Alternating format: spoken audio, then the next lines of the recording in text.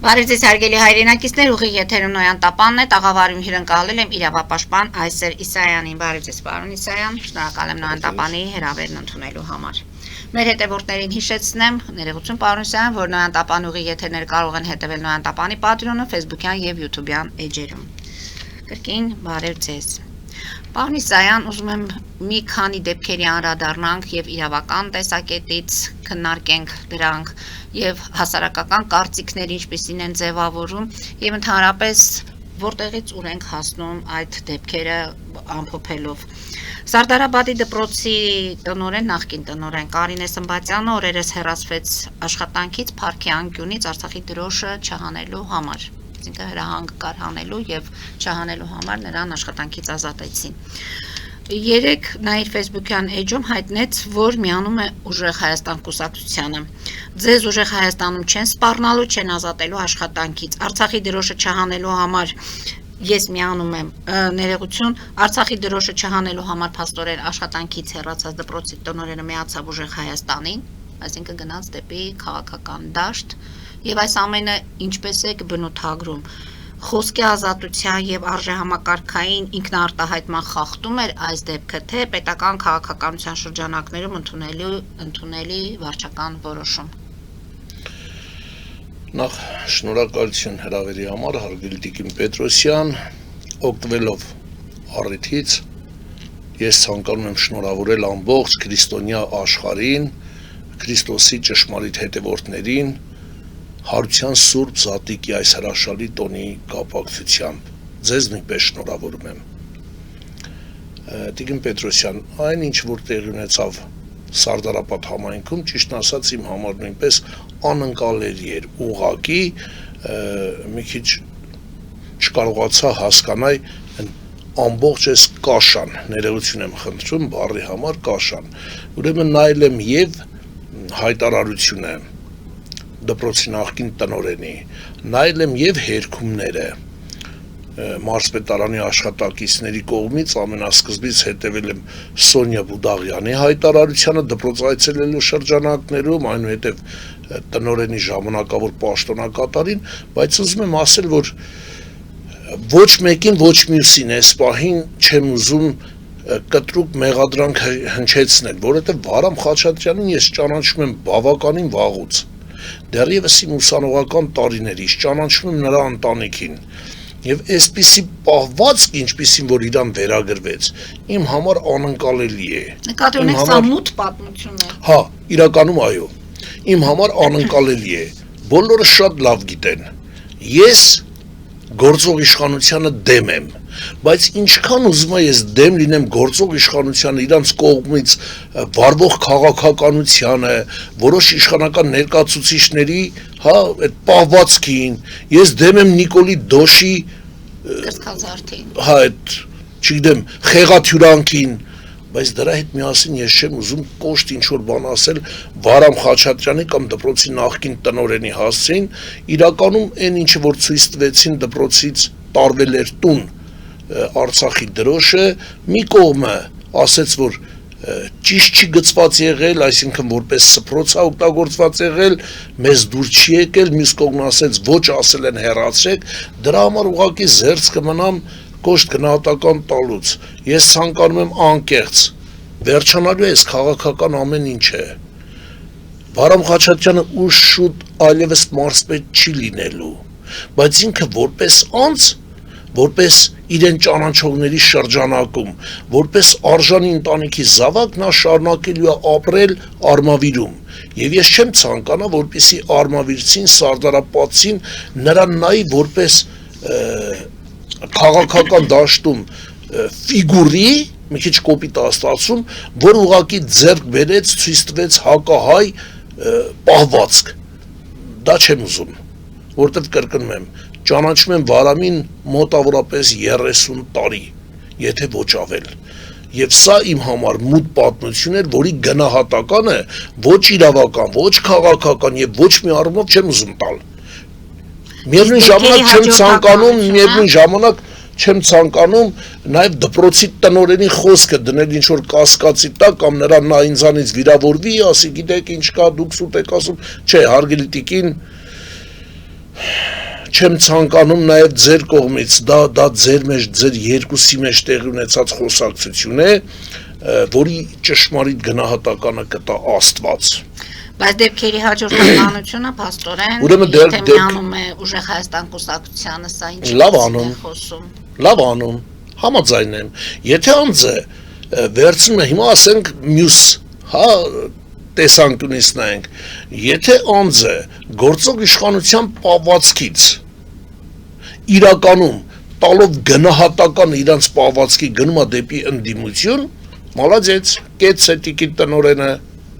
նա շատ լավ անում, այո, նախկին տնօրենը, նա շատ լավ անում, եւ ես ուզում եմ ասել թե Նիկոլ Փաշինյանին եւ թե Վարամ Խաչատրյանին, որ Սարդարապատ համայնքում եւ Արաքից համայնքներում քաղաքացիական պայմանագիր կուսակցությունը կորցնում է չափից ավել շատ քվեներ, որովհետեւ ժողովուրդը տեսնում է, որովհետեւ ժողովուրդը Հայաստանում չկա ընտանիք, որը ինչ որ կերպով շահկապված չլինի Արցախյան 44 օրյամ կամ Արցախյան բոլոր 3 պատերազմների ժամանակ նահատակված ընտանիքների հետ։ Եթե այս պատմությունը իրական է։ Գիտեք, քանի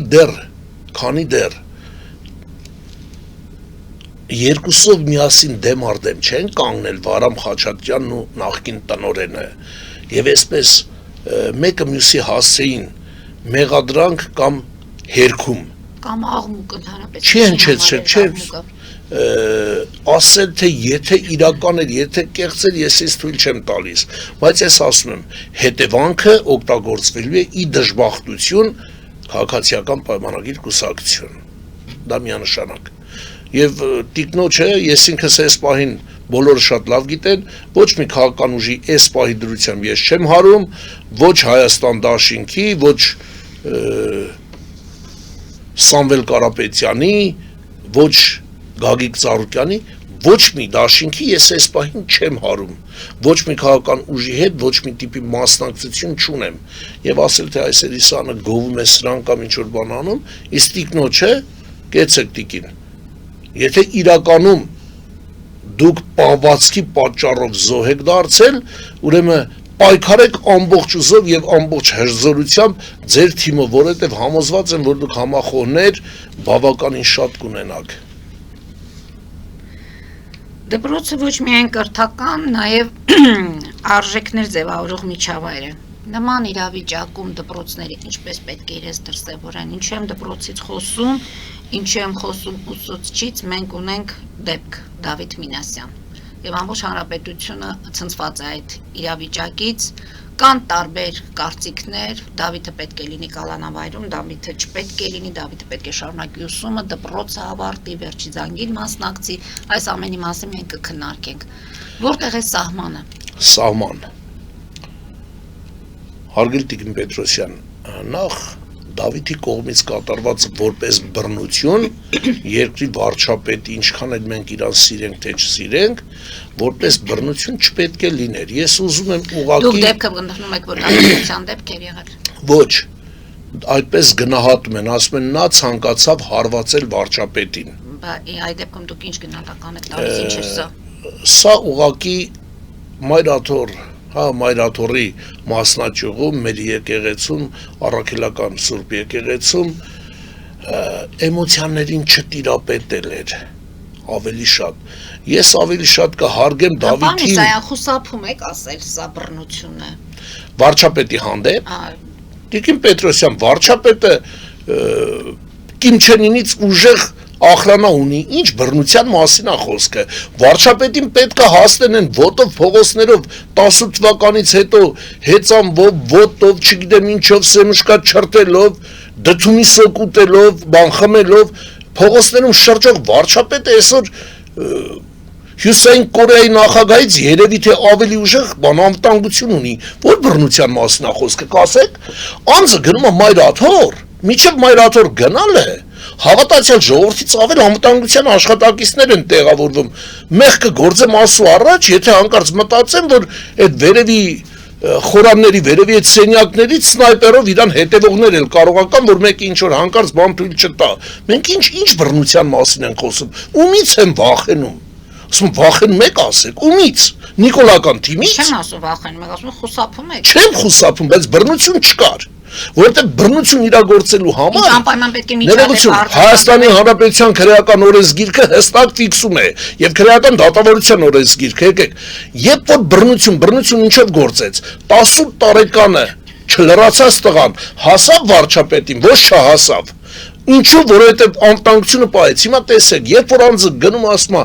նա իմ անձի հանդեպ սպառնալիք կամ ինչ որ բան չի, ասում է ինչով սպառնած։ Ինչ կար իր ձեռքին, կտրող ծակող չկար, կրակող չկար, բիտա չկար, տրուբա չկար, գրողուցավ չկար, որ տար Նիկոլի գլխին։ Ինչով, ինչ սպառնալիք, ինչ բռնությունում հանդեպ։ Բռնությունը ամբողջ հավատացյալ ժողովրդի հանդեպ է իրականացում, երբ որ ժողովուրդը չի կարող մտնի ներս ախրանի պատճառով, միջև են պահը, որ Նիկոլը իրա, չգիտեմ, արարողակարգը վերջացնի գնա, որ հետո նոր ժողովուրդը մտնի նորմալ մոմավառություն իրականացնի կամ աղոթի։ Պարոն Իսայյան, վերանանք նրանից, որ դուք Նիկոլ Փաշինյանի չեք սիրում։ Տիկին Պետրոսյան։ Պետության առաջի դեմքի մասին։ Ես ասեցի, չէ, ես ասեցի, Դավիթի պահվածքը պետք չէր, ողջունելի չէ։ Մենք խոսում ենք երկու տարբեր ծայրահեղություններից, դուք ասում եք Դավիթի պահվածքը հարիր էր, թե ոչ, ոչ, դպրոցական երեխային հարիր պահվածք չէր։ Եկեք երեխա չասենք ամեն դեպքում։ Նա դպրոցական է, կարող է դպրոցից հանել են արդեն։ Չէ, չեն հանել, բայց Եթե չեն հանել, ուրեմն դպրոցական երեխայից։ 18 տարեկանը չլրացած դպրոցական երեխայից, երբ որ 18-ը կլրանա, եւ պետությունը կհամոզվի, որ նրան զենք տալու արդեն հանձնաժողովներով բժշկական կանցնի եւ նա պիտանի կլինի պետության իր ծառայությունը պարտքը կատարելու, մենք խոսենք մեկ ուրիշ փուլի մասին։ Այս պահին ինքը դպրոցական է։ Ունեցել եք ինչ Ոչ, չեմ ունեցել։ Ես դեռևս հետևում եմ ընթացքին, ես հետևում եմ, թե ոնց են այդ դպրոցական երեխային Դավիթին տեղափոխում հիվանդանոց, այս պահին Դավիթը պայքարում է ապրելու համար, այս պահին Դավիթը պայքարում է ողջ մնալու համար, որ գուցե ողջ մնալուց հետո տա Աստված առողջություն լինի, իսկ այստեղ ես ավելի շատ տեսնում եմ գործող իշխանության փոքրոքությունը։ Որն է։ Այսինքն Կոկորդիլոսին թռչունից չտարբերողի հայտարարությունը, որ բանով է Դավիթը բանը կանցկացնի, վերջին զանգը քրեակատարականում, ախր այ Կոկորդիլոսի ձուն թռչունից ձվից չտարբերող։ Ով է քեզ թույլ տվել, որ դու ուրախանաս տվյալ երեխայի ճակատագրի կործանման հետ, վեր կենայր, չկալանավորեիք, չկալանավորեիք, վեր կենայր, գնայր, որպես մեծ, որպես նախկինում տարբեր պաշտոններ զբաղեցրած, այս պահին էլ զգացին, որ ոչ մի պաշտոնի ոնց որ չես համապատասխանում, ոչ պետգույքի կառավարումում, ոչ մարզպետարանում, տարա նշանակեցին մի հատ գյուղի գյուղապետ համայնքի, գնայր մի հատ ասեի լսի ծնող ջան, քո տղու պահվածքը նայ, մենք իրան չկալանավորեցինք, չձերբակալեցինք, բայց ծնողական բանը քո երեխան ճիշտ չի դասրել, աշխատեք երեխայի հետ։ Աշխատեք երեխայի հետ։ Կա նման ձեր ասած մեթոդը։ Սովետական միության օրոք կար։ Ես ինքս մոռանում եմ Տիկին Պետրոսյան, որ ես սովորել եմ նաև սովետական դպրոցում։ Ես եղել եմ խորհրդային Հայաստանի դպրոցական, եղել եմ հոկտեմբերիկ, եղել եմ պիոներ, կոմիտեության անդամ, չեմ հասել դառնամ։ Եվ ես դպրոցում տված կերակուրը, հոգևոր կերակուրը, ճիշտ պահվածքի կերակուրը, հայրենասիրությունը, այն ինչը որ հիմա ասենց հանում են դպրոցներից, հայրենասիրությունը, գիտության հանդեպ, մեծի հանդեպ, իշխանության հանդեպ ունեցած հարգանքը, այն ինչ որ այս պահին դուրս է մղվում, հարաբերությունների փչացնելը, մանկավարժ ծնող, մանկավարժ աշակերտ, որի ֆոնին նաև ծնող երեխա հարաբերություններ, որ այս ձև կործանվում է, ես դա տեսել եմ, ես դա սովորել եմ։ Դրանով այսօր այդ նույն Նալբանդյան գյուղի դպրոցում, որտեղ ես եմ սովորել են իմ երեխաները, այդ նույն մանկավարժական կոլեկտիվին, որը որ այսօր կա, այնտեղ կան ինձանից բավականին տարիքով փոքրեր, իմ երեխաների տարիքին դասատուներ կան, բայց ես իրանց հանդեպ ամենամեծ հարգանքը ունեմ եւ ես իրանց խնդրում եմ, որպեսզի իմ երեխաներին դասիրակեն այնպես, որ հարիր է իսկական Հայաստանի Հանրապետության քաղաքացուն։ Գնայք, մի քանի օր առաջ դպրոցի փոխտնօրենը երևի մի քանի օր ասած 1.5 ամիս առաջ զանգարել է ինձ եւ հրավիրել է շնորհակալություն Ղազարյան մարտիկին հրավիրել է ինձ եւ ասում է Այսեր ջան նա ինձ դաս է տվել Այսեր ջան քո երեխայի մոտ այսպիսի ինչ որ բան եմ նկատել եւ մենք հասկացանք որ դա հեռախոսից է երեխան ավելի շատ էր մտնում հեռախոս Նկատի ունեք Դավիթի արարքի մեջ կա նաեւ դպրոցի Դավիթի արարքի մեջ Գիտեք, ես ավելի շուտ ես կասեմ, Դավիթը երևի չափից ավելի շատ հայրենասեր է, չափից ավելի շատ էմոցիայով է տանում գործող իշխանության վերաբերմունքը Հայաստանի ինքնիշխան Հայաստանի տարածքների, տարածքային ամբողջականության, Արցախի, մեր զոհերի հիշատակի, նրանց կողմից կատարվող բազմաթիվ ստախոսությունների, Այսինքն նրան սովորեցրել են կամ նրան տրամադրել են ատել։ Ինչ եք այդպես կարծում։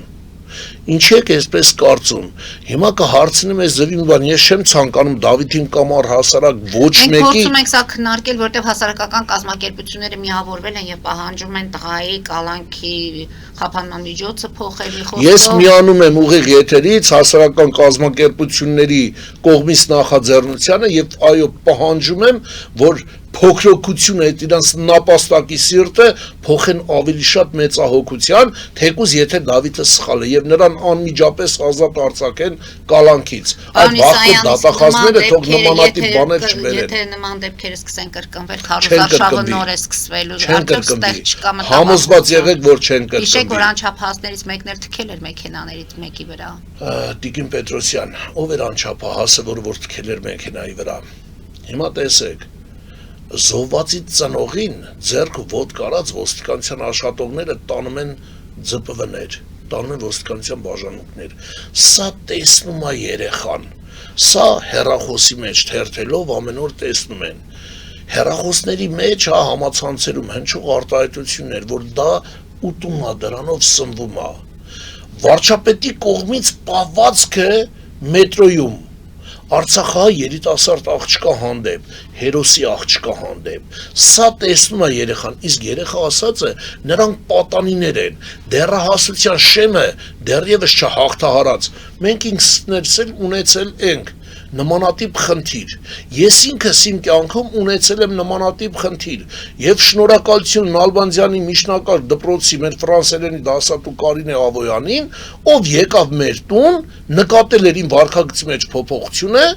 91-2 թվականներին, եկել էր մեր տուն և իմ ծնողի հետ ունեցել էր զրույց, որպեսզի ինձ այդ շեմը հաղթահարելու առումով ծնողական ուշադրության պակաս չլինի,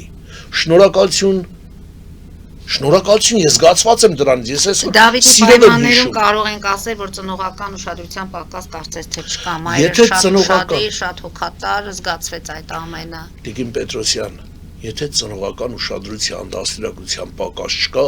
ուրեմն ես կրկնում եմ Դավիթի արածը, ես չեմ ողջունում, Դատապարտելի է։ Չեմ դատապարտում, ոչ էլ ողջունում եմ, ասում եմ Դավիթ ջան, չի կարելի երիտասարդ ես նմանատիպ պահվածքը առավել եւս եկեղեցում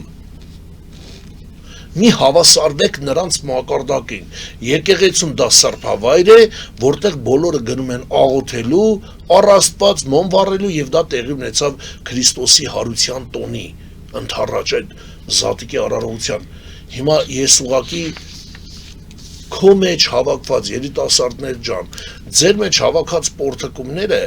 ավելի շատ տիրապետեք, կառավարեք եւ դա ուղեք հայրենիքի պաշտպանությանը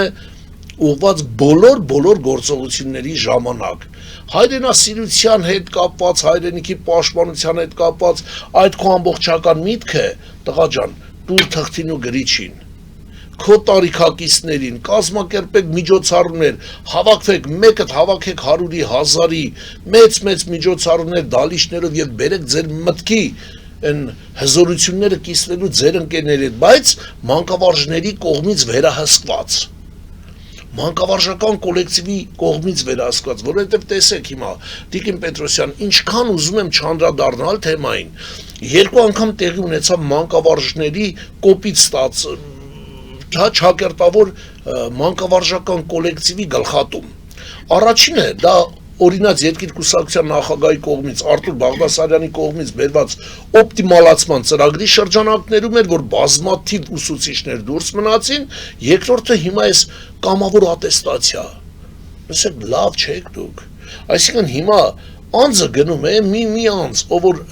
նախկին դպրոցի, հա ամբողջ նախկին կրթության միջոցով ձեռք բերած ամբողջական գիտելիքը փոխանցում է մեզ եւ այսօր գնում է ատեստացիայի եւ չի հավաքում են 60 բալը, չի ստացվում, ուրեմն նա այլևս որպես ուսուցիչ ձեր կողմից բերված բալային համակարգով հիմա ես շատ լավ խոսում եմ, մտքերը շատ ընտիր հա դասավորում եմ, շարադրում եմ, արտահայտում եմ, իսկ այն պահին, երբ որ հասնում եմ, որ այդ ամեն ինչը փոխանցեմ թղթին, իմ մոտ մի քիչ լավ չի ստացվում։ Ուրեմն ես չունեմ այդ մտքի ու կարողությունը, ես չունեմ այդ գիտական կարողությունը, այդ կրթությունը չունեմ, որ թղթի վրա եթե չեմ գրե, եթե թեստերը նորմալ չեմ լրացրե կամ չեմ տեղավորվել ժամանակ մեջ, ուրեմն ես այլևս պիտանի չեմ որպես մանկավարժ։ Ձեր բերի կողմից 2018 թվականին բերված այս ամբողջական քարոզարշավը դրանից հետո կառավարության կողմից կազմված բոլոր այդ ծրագրերը հնգամյակի հետ կապված ամեն ինչ կործանել եք, ինչը գրել եք թղթի վրա, ինչը արտահայտել եք բեմերում ու հարթակներում, ինչը հրապարակում, ինչը ժողովրդի հետ հանդիպման ժամանակ ամեն ինչ կործանել վարի եք տվել, բա ինչ եք շարունակում ղեկավարել երկիրը, ուր եք տանում երկիրը, լավ է ուսուցիչը ես գիտեմ ով է, ես գիտեմ այս երկար տարիների ընթացքում ինչ է ինձ տվել, իմ երեխային ինչ է տվել, քանի սերունդներ է ուղարկել դեպի կյանք, այսօր դուք ասում եք գիրեք ինչ կա, դուք այլևս պետք չեք։ Պարոն Իսայյան, երեխաներից ենք խոսում եւ ձեր երեխաներն էլ են Դավիթի հասակակիցներ։ Դավիթի օրինակի հետ կապված, Դավիթի այս միջադեպի հետ կապված ինչ եք նրանց ասում։ Արդյոք Դավիթը օրինակելի է, արդյոք Դավիթից պետք է օրինակ վերցնեն։ Արդյոք ինչ պետք է սովորել Դավիթից կամ ինչ պետք է չաներ այնպես Դավիթը, ինչ եք խոսում դուք ձեր զավակների հետ։ Գիտեք, որտեւ այս թեման քննարկվում է, ես ինքս էլ եմ Դավիթի հասակակից շատ տղաների հետ զրուցում եմ այս թեմայի շուրջ։ Մի մասը գտնում է, որ եթե արել է պետք է պատասխան տա, որտեւ ասում են հետո այդ տղաները գնում են բանակ ծառայության, այսինքն տղամարդը եթե մի բան է անում իր արածի համար պետք է հաշիվ տա եւ պատասխան տա։ Միանշանակ ասում են պետք է պատասխանատվություն կրի։ Մյուս մասերն ասում են դե տղա էր, մի բաներ արեց, թող ներվի։ Դուք ինչ եք ասում։ Հիմա տեսեք, մենք մտանք մի դաշտ, որը իրականում չի կարելի մտնել բանակ։ Ուրեմն բանակում հանդիպում են բազմաթիվ դասակարգումներ, բազմաթիվ ու դա եղել է միշտ, դա եղել է սովետական բանակի օրոք, դա եղել է Հայաստանի Հանրապետության առաջին, հա, բանակաշինության առաջին զորակոչից ու մինչև այսօր կա։ Ուրեմն բանակում ամենախելոք երիտասարդը, ամենախելոք զինվորը կարա այնպիսի հերոսություն իրեն թույլ տա, այնպիսի հերոս արարքներ կատարի, իսկ այդպիսի արարքներ մենք բազմիցս հանդիպել ենք Արցախյան 3 պատերազմների ժամանակ, որ ասել թե նա բանակ գնաց, նրա այստեղի կատարածը բանակում կարող է մեկ այլ կերպ արտացոլվել, ես համաձայն չեմ։ Ես ինքս միշտ օրինակը բերում եմ իմ վրա, քանի որ ես եղել եմ հիմնադիրը, Եզների ազգային միության կազմում հիմնադրել եմ Զինծառողի շահերի պաշտպանության խորհուրդը, եղել եմ առաջի նախագահ խորհրդի, համագործակցել եմ պաշտպանության նախարարության հետ, բոլոր հրամանատարները, ովքեր բան են եղել, հա, իմ հետ առնչվել են, ես եմ այն ժամանակ որպես երիտասարդ կադր իրանց հետ առնչվել, կարող են հաստատել Արցախով, Արցախի Հանրապետության զորամասերով, Հայաստանի զորամասերով, իմ հրամանատարությունը, եթե ինձ կդիտի, ես շնորհակալ եմ իրանց նույնպես, դպրոցի պահվածքը, քաղաքացիական կյանքում ունեցված պահվածքն ու դիրքորոշումները բանակում բոլորովին այլ կերպ է արտահայտվում եւ արտացոլվում։ Դե հիմա վերադառնանք կրկին իմ հարցին, ձեր զավակներին ինչ եք ասում, Դավիթի Ես իմ օրինակը։ զավակներին բացատրում եմ, որ երբեք էմոցիաներին տեղիք չտալ եւ ունենալ սառը դատողություն։ Բայց միանում եք միաժամանակ Դավիթի Արդեն հայտարարեցի, այո, այսօր Իսայանը միանում է Դավիթի ազատությունը պահանջող նախաձեռնությանը։ Դուրս գանք կարճատև գովազդային դադարի, պարոն Իսայան, եւ ուզում եմ ձեզ հետ խոսենք անվճար փաստաբանական այդ արգելքի մասին։ Մի փոքր անդրադառնանք այդ թեմային։ Արգելի հայրենակիցներ, հետևեք, քիչ անց կվերադառնանք տաղավար եւ կշարունակենք մեր զրույցը։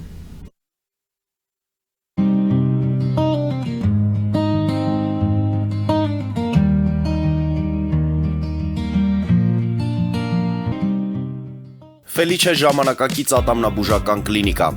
Այստեղ հարմարավետությունն ու խնամքն առաջնային են։ Այստեղ կիրառվում են ատամնաբուժական ամենաժամանակակից տեխնոլոգիաներ, ճշգրիտ ախտորոշում, արդյունավետ բուժում, նուրբ փորձառություն եւ անհատական մոտեցում։ Սկսած սովորական մանրուքներից մինչև առաջադեմ ընթացակարգեր, այստեղ դուք գտնվում եք բարձր որակավորում ունեցող եւ փորձառու ատամնաբուժական մասնագետների ձեռքերում։ Մեր բարեկամական եւ հյուրընկալ անձնակազմն այստեղ է յուրաքանչյուր այցը հաճելի դարձնելու համար։ Ֆելիչե, ձեր առողջ եւ ամենաերջանիկ շպիտը սկսվում է այստեղից։ Եկեք եւ բացահայտեք նորարարության փորձագիտության եւ կարեկցանքի կատարյալ համադրությունը։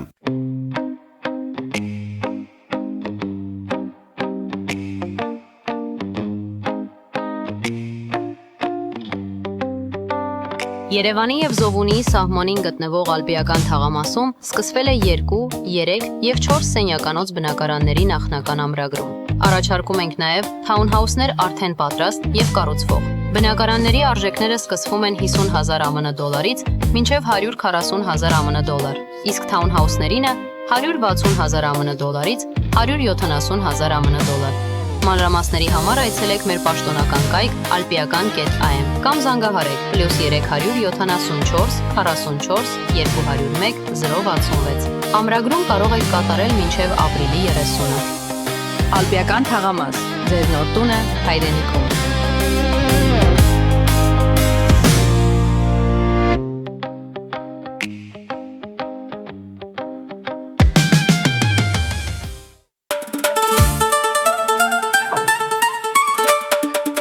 Երևանն եք ուղարկում։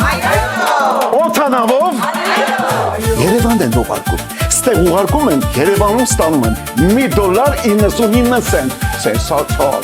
Այ սենսացիան է սա։ Ծրիա։ Իսկ ավտոմեքենաները կարող եք ուղարկել անհավատալի ցածր արժեքներով։ Նավով վճարում եք 1 արկղի համար, 2 արկղել անվճար։ Ասեք, Աշոտ դա ուղարկել։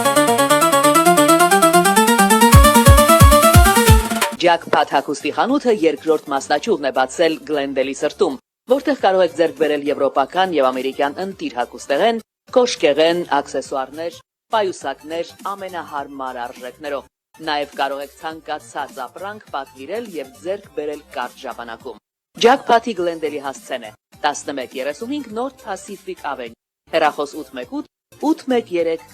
2252։ Jackpot հագուստի լավագույն կենտրոնը Գլենդելում։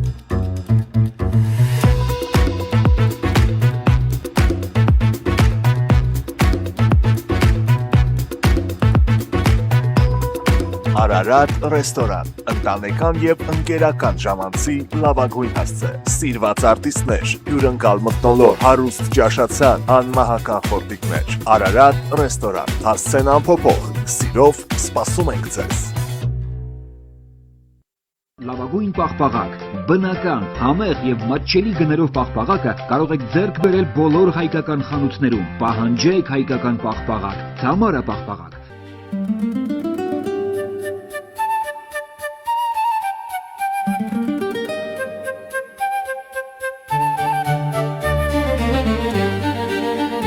Նոյան տապան տպարան, Նոյան տապան հրատարակչություն, շարվածքից մինչև տպագրում, զանգահարեք, գրեք, այցելեք, միասին պատրաստենք ձեր գիրքը, ամսագիրը կամ թերթը, որտեղ նշվելու է, տպագրված է Նոյան տապանում։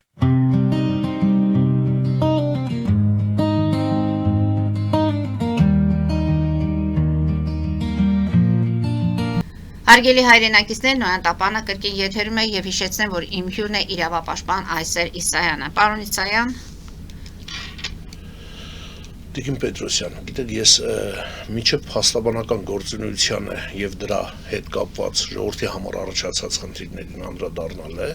ես ընդհանրապես մի կոչով կուզեմ դիմել մեր բոլոր ծնողներին, աշակերտներին եւ իհարկե իմ շատ սիրելի մանկավարժերին, ուսուցիչ ուսուցչուհիներին։ Գիտեք, տանից երբ որ երեխան դուրս է գալի, նա պետք է գիտակցի, պետք է հասկանա, որ ուսուցիչը իր երկրորդ ծնողն է, որ իրան է փոխանցում այն ամենը, որ ինքը կյանքի ընթացքում ձեռք է բերել ուսանողական տարիներին, դպրոցում աշխատելու ընթացքում եւ պետք է ավելի շատ մեծ նվիրում ու հարգանք ցուցաբերվի աշակերտ ծնող, աշակերտ ուսուցիչ եւ ուսուցիչ ծնող հարաբերությանը։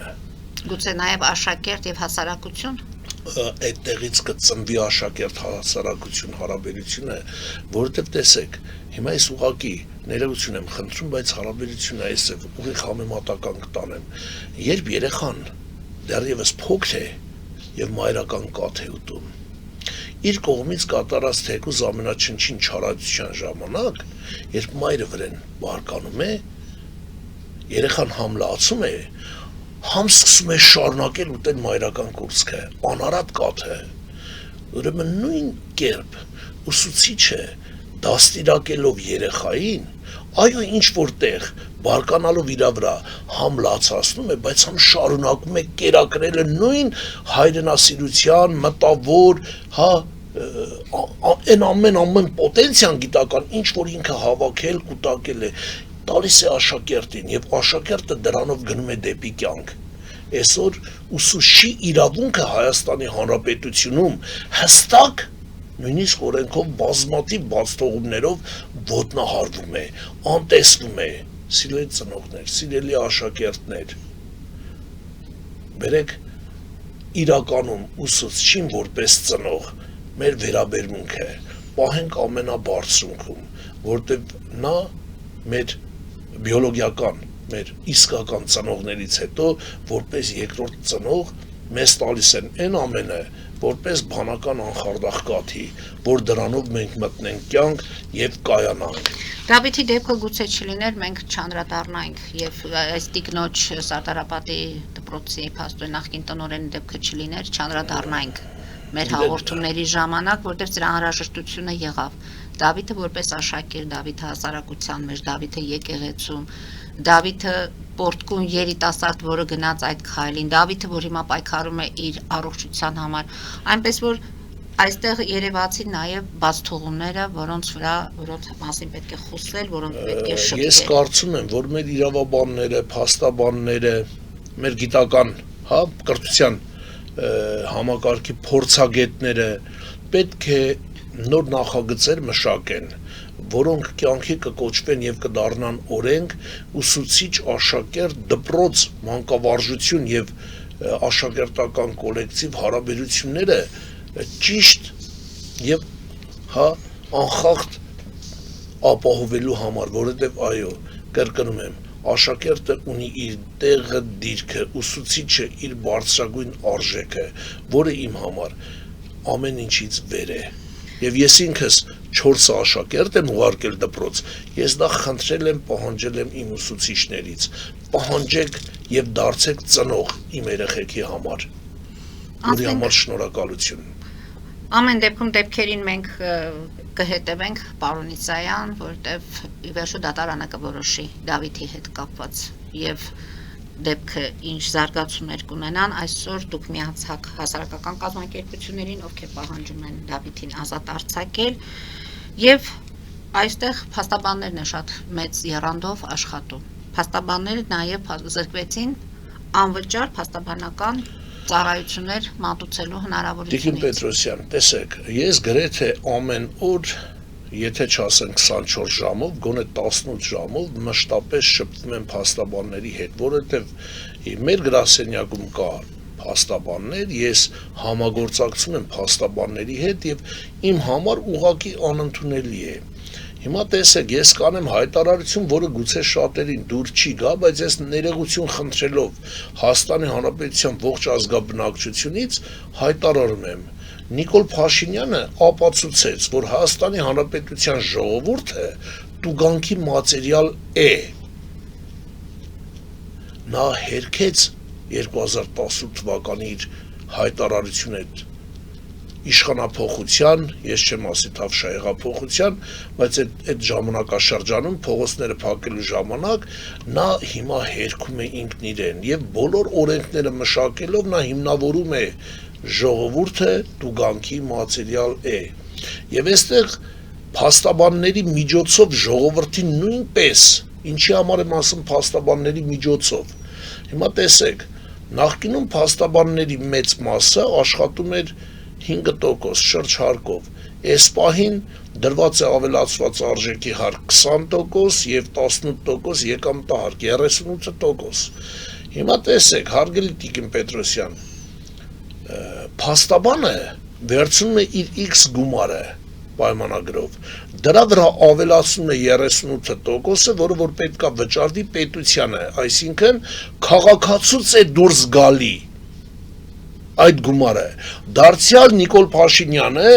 իր կողմից ընդունված սխալ օրենքներով սկսեց գրփել քաղաքացուն, սկսեց տանելը քաղաքացուց, ինչ վերաբերում է անվճար խորհրդատվություններին։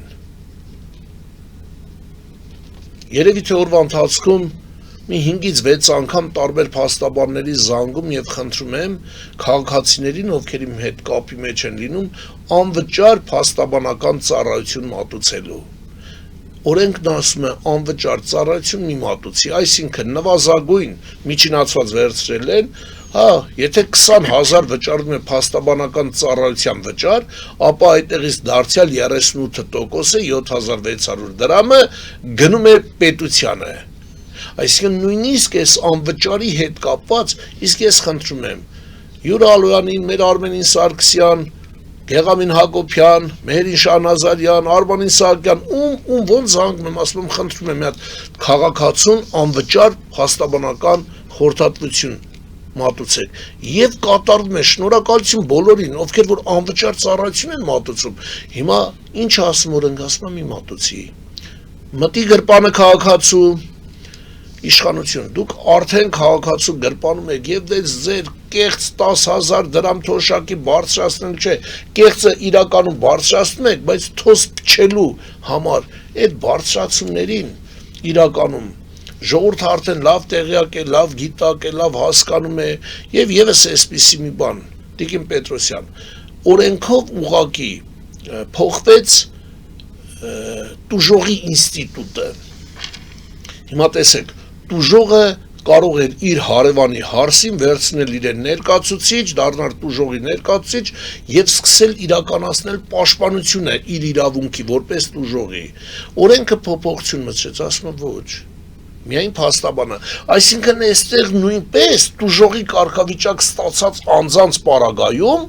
այստեղ նույնպես դու մտնում ես նաեւ տուժողի գրպանը, որովհետեւ տուժողը բացի նրանից, որ ինքը արդեն տուժել է, դեպքով կորցրած ունի առողջություն, չգիտեմ, այնտեղ ընտանեկան բռնություն, չգիտեմ, այսպիսի շատ բաներ, տուժողի գրպանը նույնպես մտած տանում եք։ Լավ, միջև երբ, ուր։ Ինչ վերաբերում է փաստաբաններին, շնորհակալություն փաստաբանական ընտանիքին, շատերի հետ շփվում ենք, շատերը մեր խնդրանքին ընդառաջում են, շնորհակալություն ձեզ, որ կանգնած եք ժողովրդի կողքին, որ հնարավորությունս, կրճատում եք նաև ձեր կողմից ակնկալվող փաստաբանական ծառայության վճարները եւ ժողովրդին պատշաճ կարգով մատուցում եք ծառայություն, առանց հաշվի առնելով, որ պետությունը թե ձեզ եւ թե ձեր միջոցով ծառայությունների մատուցությամբ իր կողմից բերված սխալ օրենքով թալանում է ժողովրդին։ Շնորհակալություն եմ հայտնում, պարոն Իսայան։ Ձեզ նույնպես Մեր շնորհակալություն։ ժամանակը մոտեցավ ավարտին, այնպես որ մենք միջև ընտրությունները դեռ հնարավորություն կունենանք նորից հանդիպելու, իրադարձություններին հետևենք, հարկ լինելու դեպքում նորից այս տաղավարում կքննարկենք որոշակի թեմաներ։ Շնորհակալություն։ Հարգելի հայրենակիցներ, այսօր այսքանով ավարտում ենք, հետևեք զարգացումներին, մնացեք խաղաղությամբ։